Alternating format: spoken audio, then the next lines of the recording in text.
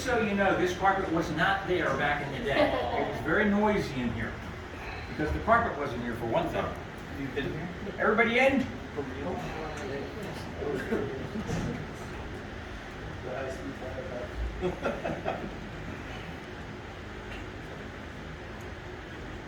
We have everybody? All right, before we talk about this crew, let's talk about this facility. You're in that dome-shaped structure now. Crew's quarters are up here. Heavy equipment room is down below. Okay? Now, the problem with this facility is all of this equipment around me is mission critical. We need it to launch our missile.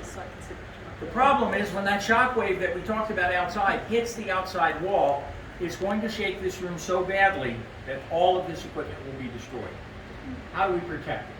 The Air Force came up with a very unique solution. Okay, it's called shock isolation. If you look at this room, you're in a round room. Remember that the dome-shaped structure that you saw was round. When you walked in here, you didn't realize it, but you crossed over a little hump. That hump covers a 12-inch void, which goes all around this room. That can only mean one thing. This floor is not attached to the side of the building. Okay? You're floating. And you're floating on these little springs. There's 8 of them around the room. All right? Now, when the shock wave hits the outside wall of the building, it's going to go all over the place. And we don't care. Because in here, we can go as much as 18 inches up and down, and we can go as much as 12 inches side to side, and you are not going to feel a thing. Okay? If you have a cup of coffee on your console, you're not going to see a ripple in that coffee. If the missile takes off 250 feet down that way, you're not going to see it, hear it, or feel it. That's how well shock isolated you are. All right, let's talk about this crew. You're here with some people, right? Yeah. Where are they? Right over here. Over here? Okay, now we want you to know that from henceforth, he will be known as the commander. Is that any different than yesterday? I thought this chair felt familiar. Yeah. All right, you're in charge of this crew. You're in charge of this entire facility. You're in charge of all the maintenance and security people that come down here. You're in charge of the VIP guests. And you're in charge of the missile and a 9-megaton thermonuclear device. Do you know what 9 megatons means? Not exactly. Captain? I guess it could destroy approximately 30 I didn't ask you what it miles. could destroy. I asked you what the equivalent was. Equivalent. 9 million tons of TNT. Big enough for you to handle? That's about as much as Meteor Crater Park, right? Yeah, similar, right. All right, now you didn't have to do this all by yourself because you had a very brilliant and competent deputy commander. That's all true, right? Yes. All right, you have a lot of jobs to do. First of all, you're in charge of all this radio equipment. You had 5 different radio systems, 4 different radio systems, 7 different antenna systems, some above the ground, some below the ground. But you knew exactly when, where, and how to use them all. You're also the communications officer. Very, very important because back in the day, folks, we didn't have radio or TV down here, and we didn't have anybody knocking at the door delivering messages. All of the messages came over these squawk boxes, and they were all coded. And until you decoded them, we had no idea what they were. You're also the safety officer, and at this point, you should be saying, well, wait a minute, what does he do? Well, he's the captain. We know what captains do. Captains smoke a lot of cigarettes, they drink a lot of coffee. What else do they do? Well, I quit smoking, but I still drink the coffee. What else do they do? What captains do? Yeah, what do captains do? Make command decisions. Yeah, you make command decisions. Down here, and you order people around, right? There's one 16-year-old told me, you boss people around. Only down here we call it delegate. Now I'm going to call on you later on for the D word. Don't forget it. Okay? All right, now, you're the safety officer, so you're going to take the names of all these people and you're going to write them down on this locator board. You're also going to write their locations. And at this point, you should look at me and say, what are you, nuts? We're all right here on this floor. Why do I have to write them down? Well, first of all, there's 3 levels here. There's also 9 levels at the silo. These people are going to dissipate all over the place. You need to know where they are at any given time. Because if something bad happens, it's up to you to find them and bring them to safety. You're also in charge of this clock. This is an 8-day chronometer. We didn't use electric clocks, they weren't accurate enough. We use these chronometers. You would come down here on, say, a Sunday and you would wind that clock. Whoever followed you the following Sunday would wind it again. However, every 2 hours after you wound that clock, You're going to call the atomic clock at Boulder, Colorado, and you're going to synchronize your clock with the atomic clock so that you're never off by more than 1 second. You have all your jobs here now? Absolutely. You'll be quizzed later, all right? All right, now, this is an 24-hour military clock. This is Green Valley local time. This is also a 24-hour military clock. This one's on Greenwich Mean Time, all right? Captain, deputy, remember, this is your lunch clock.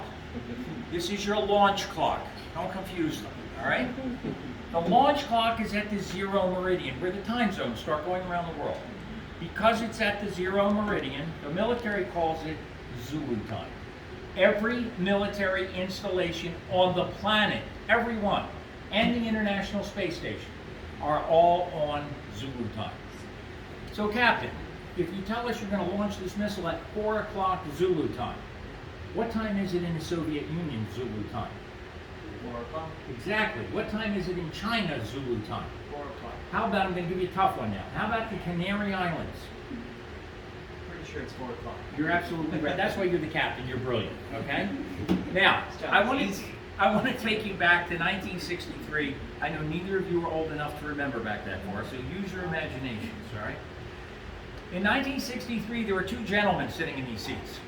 They had the power and the authority to absolutely annihilate several cities on this planet. How old would they have been in 1963 to have that kind of power and authority? 18? What? 18. You agree with the captain? I hope not, but yeah. You hope not. The captain and the deputy were a little older. They were 20 to 25. Okay? The enlisted people that were here, and there were two of them, were 18 to 22. These were extremely young people with a lot of horrendous responsibility. All right, now let me ask you a question. In 1963, would you be sitting in that seat? And don't tell me you weren't old enough or you hadn't been born yet. Why would you not be sitting in that seat in 1963? Yes, women weren't allowed down here. This was an all-boys club. No women allowed from 1963 to 1978. And that was the case until Congress passed a law in 1977. It literally took an act of Congress to change this. Congress passed a law that said women could serve in designated combat positions in the military. They had served in the military before, but not combat positions. This was the first combat position for women. So after 1978, any one of these four positions could have been filled with women, and often was. And it also was not unusual to have all-female crews. Times were changing. Now, let's talk about those 18-year-olds. Many of you, most of you, have been 18 at one time or another, and you all remember what it was like when you were 18. I do. I knew everything. I didn't have to learn anything else because I already knew everything, right? So now we've got two 18-year-olds. What use could they possibly be? Well, the first one was the MFT, the Missile Facilities Technician. That person was 18 years old, and they put him in charge of the facility. Heating, cooling, lighting, hydraulics, pneumatics. The missile had to be kept at 60 degrees Fahrenheit. If it wasn't, the fuel in the missile would burn off. Not a good thing. Some 18-year-old was managing that very responsibly. The fourth person on the crew was the BMAT, the Ballistic Missile Analyst Technician. If you ask any former BMAT, he or she will tell you that they were the smartest person in the room. No offense, Captain, okay? The BMAT came here at 18 and then studied for a year to learn Air Force electronics. At the end of that year, at the ripe old age of 19, the BMAT knew everything there was to know about the rocket and the missile and the bomb, okay? If you pressed a button, if you turned a key, if you flipped the switch, and something didn't happen, the BMAT had to explain to you, Captain, why it didn't happen and how to fix it. They did not have the luxury of calling Apple support. They needed to know the answers. And the reason they needed to know the answers was because if you were ordered to launch this missile, you had 3 minutes to do it. There was no time to go to the book and look up, let me look up missile in the book and see what I can find out about what's that. There was no time for that. People say, well, how did they know? How did they learn all that stuff? Well, they went to missile school. And then people scoff and say, missile school, that's only a year. I went to 4 years of college. Okay? I went to 4 years of college. We all know if you went to college, you know what the passing grade in college is, 60, 65, 70. Hopefully if you went to college, you did better than that. But that's the passing grade. You go to missile school, there's no passing grade. You just have to score a 96 in everything you do, or you get thrown out of the program. Okay? When you were finished that intensive learning session for a year, they then sent you out to the Air Force bases where all of this equipment was mocked up. And then they would start asking you questions. Why did that happen? How do we fix it? How many times do you think they could be wrong before they were thrown out of the system entirely? 4 times. How many? 4. Oh, I see what you mean. How many? 0. Okay? Your first mistake was your last mistake. All right? We didn't have time for mistakes. This is why, folks, they didn't let you in on this. This is why Homer Simpson worked for a power plant and not a launch facility. Okay? We needed to know the answers. All right, now, did you ever have any fun down here? Sir, would you turn around and read me what it says on that beam? Yeah, what's it say there? No smoking beyond that point. What is that? That's an ashtray, sir. That's an ashtray. So you couldn't smoke beyond that point, but you could smoke right here. In this space, all 4 crew members were smoking 3 to 4 packs a day. Okay, the maintenance and security people that came down here every day, 5 to 20 of them, were smoking 3 to 4 packs a day. The VIP guests, you know, they're very important because, you know, so they had a lot of stress. They were smoking more than 3 to 4 packs a day. And if you came down here and you didn't smoke, we gave you 2 weeks. And then you were smoking 3 to 4 packs a day. This was very, very environmentally unfriendly. But keep in mind, the United States military probably taught more people how to smoke than any other organization on the planet. All right? Now, that was your crew, but you loved your crew, right? Captains love their crews, but you want to launch a missile. So how many targets did you have? Just 3. Just 3. And what was your designated target? Target 2. Target 2. Spoken like the true captain that you are. Now, Deputy, you're a first lieutenant. So, Lieutenant, Captain, would either of you have known the physical location of Target 2 in 1963? It's a yes or no answer. No, because it was classified. Okay, all the targets were classified. You had no idea what they were. But if I ordered you to annihilate that target, you would do so, right? Because you were good Air Force officers. Okay? Those targets were not only classified then, they're still classified today. We have no idea where Target 2 was, is, or might be. Okay? There was a reason for that. Captain, if I ordered you to launch this missile, I expected a 2-word response from you. What do you think that was? Yes, sir. Exactly. I did not expect you to say, well, wait a minute, my great Aunt Tilly lives here and she makes great pies. It didn't matter, okay? Now, I do not want you looking in that direction. But if those people were in the Target 2 area, might that cause you some hesitation in turning the key? Yes.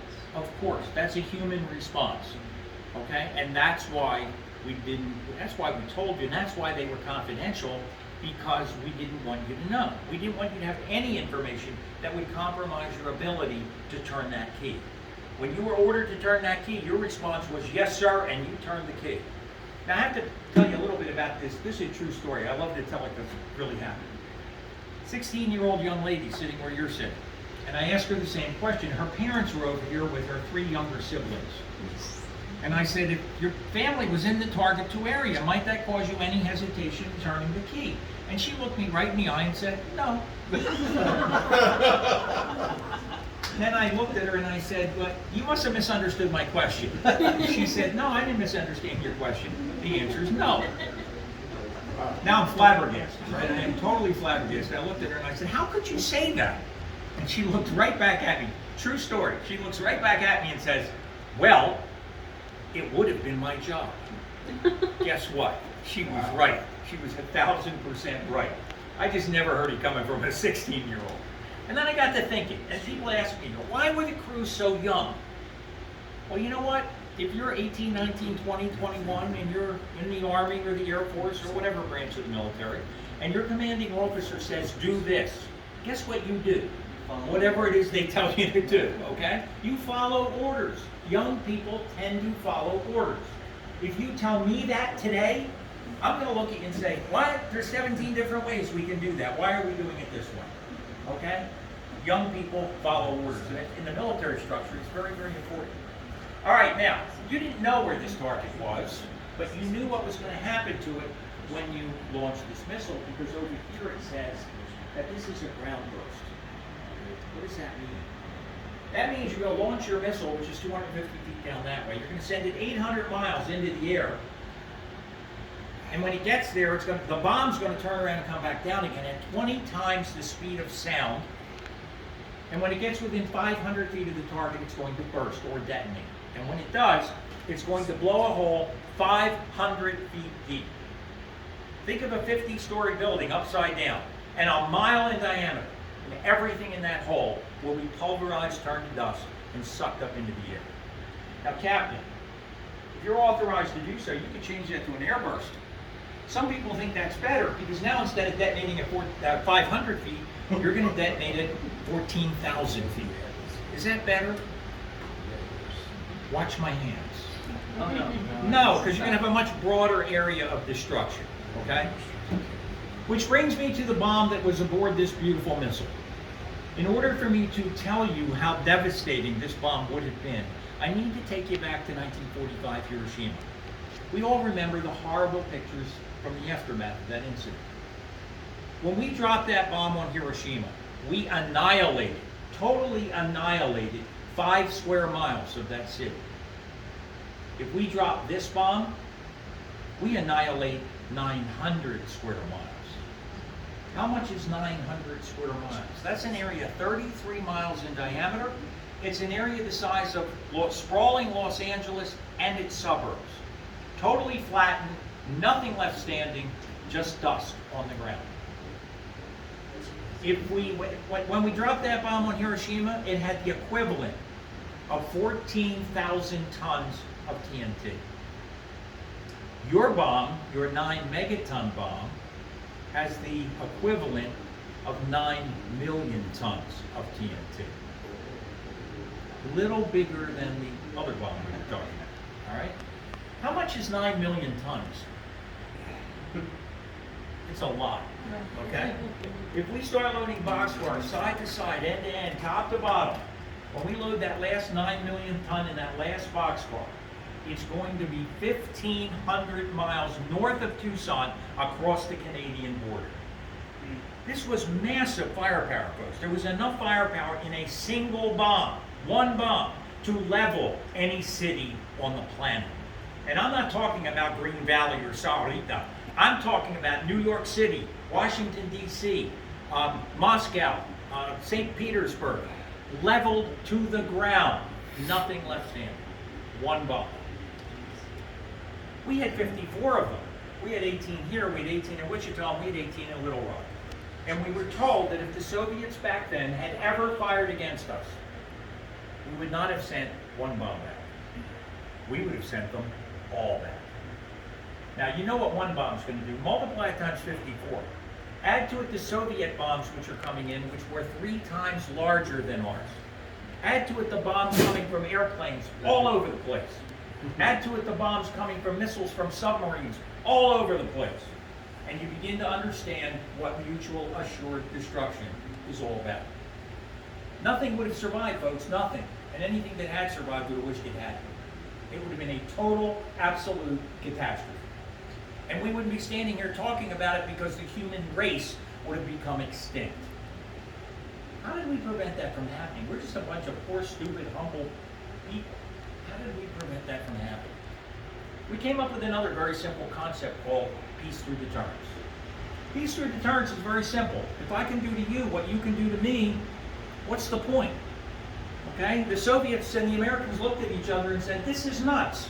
We fire against them, they're going to fire right back against us. No one's going to win this nuclear war, and then what? That reminds me of that old saying, to the victor go the spoils. What happens if there is no victor and there are no spoils? It kind of takes all the fun out of it, doesn't it? We kept the peace because we instilled in our enemy a valid fear that we could do to them what they wanted to do to us. And as a result, for decades, no one has aimed a nuclear weapon at another country. Let's hope that continues. But that brings me to that guy who's running around in the Ukraine saying, don't touch me, or I'm going to launch a nuclear weapon. Okay, here's where I'm going to stop the presentation, and I'm going to give you my opinion, which you did not pay for, because that's what my opinion is worth. But I'm going to give it to you anyway. I don't think Mr. Putin is going to launch a nuclear weapon, and I'll tell you why. He is very attuned to all this mutual assured destruction and peace through deterrence, and he's been around, he knows everything about it. He knows that if he fires a nuclear weapon against the United States or one of its allies, it is going to be met with a horrendous response. A response that could kill him, his family, and even his beloved Russia. We've all heard him talk about his beloved Russia, right? His mother Russia, and he wants to restore it to its former grandeur and greatness. That's really hard to do if your country's in rubble. Yeah. So for that reason, I don't think he's going to do it. Let's hope I'm right. Let's hope that peace through deterrence continues to work and no one fires any nuclear weapons against anybody. But now, in spite of all that, you want to launch this weapon anyway, don't you? Yeah. Of course you do. All right. Now, there's two reasons why you are very instrumental. First of all, see this key? Yes. Okay, and you have a key over here, right? Those two keys are 7.5 feet apart. No human being on this planet that we're aware of can reach both those keys at the same time. They're also spring-loaded, so even if you could reach them, it'd be virtually impossible to turn them at the same time. So the moral of the story is 2 people and 2 keys to launch a nuclear weapon in the United States. That's also true in Russia. Now let me ask you a question. If the President of the United States said, launch this missile, would that order come directly to you?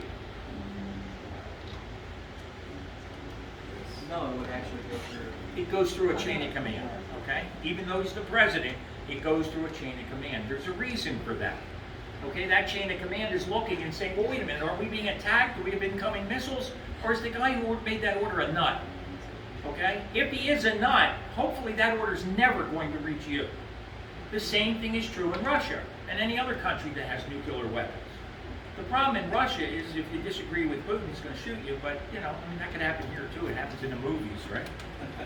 All right, now there's a second reason why you were very instrumental in this whole thing. In order to launch this weapon, we need a launch order from the President. In one word that starts with M, can you tell me what that is? It's a message. Yes. Okay, who's in charge of all the messages? Oh. You are. Say what? Yes. Say what, Lieutenant? Well, I'm the person who's decoding. the- Yes, there you go. All right. They're all decoded. They're all coded. They're coming across the squawk boxes, right? The crew can hear them. They don't know what they are until she decodes them, but the crew knows what they are. All right? They could be weather forecasts. It could be upgrades, updates, launch orders. It could be anything, all right? What the crew does understand very clearly is the preamble. Before every message, there's a preamble. Preamble is also coded, but the crew knows what that code means. And basically, the preamble says, hey guys, pay attention. There's a very important message coming in. Don't miss it. Every time the crew heard the preamble, every time, they got knots in their stomachs, and they thought to themselves, because they didn't know what was coming next, this might be the last message we ever hear.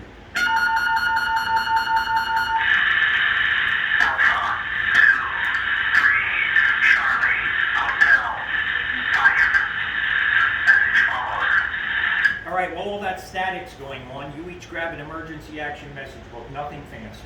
Okay, you open it up to a blank page. And while he's reciting the 41 alphanumeric characters, you're going to write them down right here. When he's all finished, he's going to say, and I repeat the message. And at that point, you two exchange your books. And while he's repeating that message, you're checking the captain's work and the captain's checking your work. You want to make sure it's right. Captain, your lieutenant has just looked at you and said, this is a launch order. Is there anything either of you think you should do before you annihilate Target 2? Right. Good answer. Number one answer, as a matter of fact. I didn't hear what he said. I said, is there anything either of you think you should do before you annihilate Target 2? He said prayer. Great.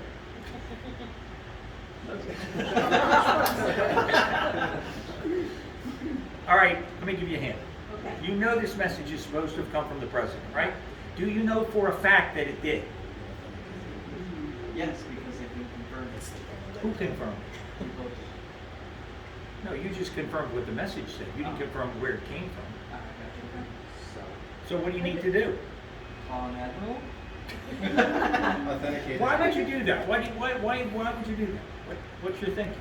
Next highest ranking admiral What are you trying to do to the message? to confirm the order. You want to confirm it, okay? You want to confirm that message. There's a very easy way to do that. Because if we're under fire, you're not going to reach the admiral. You're going to go to that red safe, all right? That's the emergency war order safe. There are two locks on that safe. The lock on the left belongs to the captain, and the lock on the right belongs to the lieutenant. You were given those locks when you took this job. You own those locks. And you were told to put combinations on them that no one would ever guess. Okay? And you don't know each other's combinations.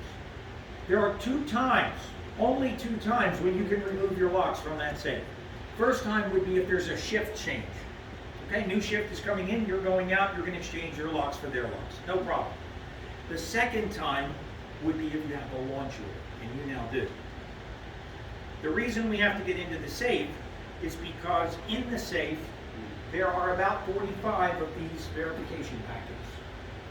45 of them. One of them could verify your launch order. Now, Captain, you know there's 45 in the safe. You know you can only choose one, and you have 3 minutes to launch this missile. So what do all good captains do under those circumstances? It starts with a D. He forgot. Oh, delegate. Delegate, there you go. Some captain. All right. I need a cigarette. This is too much. All right, now this is your launch order in front of you, right? Okay. You see these two characters right there? See them very clearly? Oh, yeah. All right, what are they? I'm here. Yeah, what are What can I say? L5? they? L5, okay. That's why you have her, she's brilliant, okay? Now, she doesn't have this packet, but she's reading L5 from the launch order. She's now going to go over to the safe. She's going to sort through those 45 messages and our packets, and hopefully she finds the only L5 packet in the safe. You're going to crack it open. You're going to take out the cookie. What's it say at the bottom? Top secret. Top secret. You all have top secret security clearances down here. Not a problem. What are the first two characters? L5. That's what you chose, right? You sure? I don't know. Yes, that's what you chose. All right. There are other characters here. If the rest of these characters match the first line of your launch order, what do you think that means? That's valid. It's valid. You have confirmed this message, and you are now ready to launch this missile. 3 minutes. You got a couple of things to do. A couple of really important things to do. Number one, you're going to take the time of launch from that order. You're going to take your grease pencil and you're going to write it on the clock, so everybody down here knows exactly when we're launching this missile. The second piece of information you need is the butterfly valve launch code. This is a cross section on the propellant line. And this is a butterfly valve. In the old days, when they first opened these facilities, it was very easy to launch a missile. All you had to do was go to the fuel line and open the butterfly valve. That would allow the fuel to go to the combustion chamber. You would come over here and you would open the oxidizer valve. That would allow the oxidizer to go to the combustion chamber. That's all you had to do. That was it. Because when those chemicals were hypergolic, which means when they came together in the combustion chamber, they were going to explode violently upon coming into contact with each other. Violently enough to lift that missile out of the silo and send it on its way. For 10 years after this facility opened, 10 years, the Air Force said, it's too easy to launch a missile. No kidding. Why did it take you 10 years to figure that out? All right, but what they did is they decided to put a lock on one of the propellant lines, an electronic lock. The only way you can unlock this lock is if you have the code. All right, now, the code is not in the safe, and it's not in his desk drawer. There's only one other place it could be, right? Right, in the launch order. All right, that's the second fail-safe. You can't launch this missile unless you have an order from the president, And you need that order because in that order, you're going to get a launch code that's going to unlock the lock. Okay? You now have it.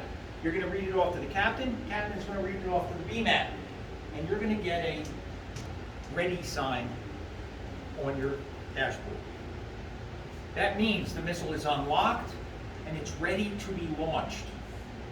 Now, one question, last question. We're a retaliatory facility. Why in the world would we have gotten a launch order? Because we're being attacked. Exactly, because we have incoming missiles. We're being attacked. Are you ready to launch your missile under these circumstances? Of course you are. Place your left hands on the keys. Don't turn them yet. Just place your left hands on the keys. Captain, I need a very authoritative countdown from you. I need what you've been waiting for. Okay? I need a 3, 2, 1, launch. On the word launch, you're going to turn your keys clockwise to the right, and you're going to hold them until I tell you to let go. Got it? Okay, Captain, it's all yours. 3, 2, 1, launch. Hold them. Okay, sit back, have a cup of coffee and a smoke. I can live. Like Yes, you have done everything you need to do. You have started a process you cannot stop. If the president calls you right now, Captain, and says, I made a terrible mistake, you have 2 words for the president. Sorry, sir. Okay? You have a light here that says batteries activated. For the first time, the 2 batteries on the missiles are being force-fed electrolytes. That's going to take 28 seconds. At the end of that 28 seconds, you're going to see an APS light, alternate power system. The missile saying, guys, I don't need you anymore. I'm ready to go. I know what to do. Let me at it. That's silo soft. That's that huge door passing through the Tipsy system saying, the silo's open for business. You're going to see a guidance go light. Guidance go means the missile is checking with the guidance system. It says, I know where I am, so I know where I'm going. There's only one thing left for this missile to do. Fire engine and liftoff. 58 seconds from the time you turn those keys to the time this 330,000-pound missile lifts itself out of the silo. It's going to travel some 6,300 miles. It's only going to take 30 to 35 minutes because it's traveling at 18,000 miles an hour. And target 2 will be obliterated from the face of the earth. Nice job, guys. Would you read what that says in red at the bottom? I turned the launch key. I turned the launch. And you killed 20 million people. How does that make you feel? I always knew this day would happen. You're good Air Force officers. You did your job, right? Yeah. Yeah. I hang out here for 19 Wow. days. Yeah, 19 days. All right, folks, I want to leave you with a serious thought. From 1963 through today, we've had silos, and we've always had young people in those silos. By young people, I mean 18 to 22. Today, we have 400 active silos in the northern states, Montana, Wyoming, and the Dakotas. There are 2 young people in each of those silos. They know exactly what to do. They have been trained beyond belief. They know everything they need to know. And they know how to do it. They know how to do it so well they can do it blindfolded in the dark. They're waiting for one thing, an order. Let's hope that order never comes. All right, folks, the other thing is these people, I don't know these people, but they seem like really nice people. And I don't want the rest of you going home thinking they killed 20 million people. There's a way we can prove that you did not. What do you say we get down to the silo and make sure the missile's still there? Okay? All right. Thank you, Captain. Thank you, Deputy. Let's head on down to the silo.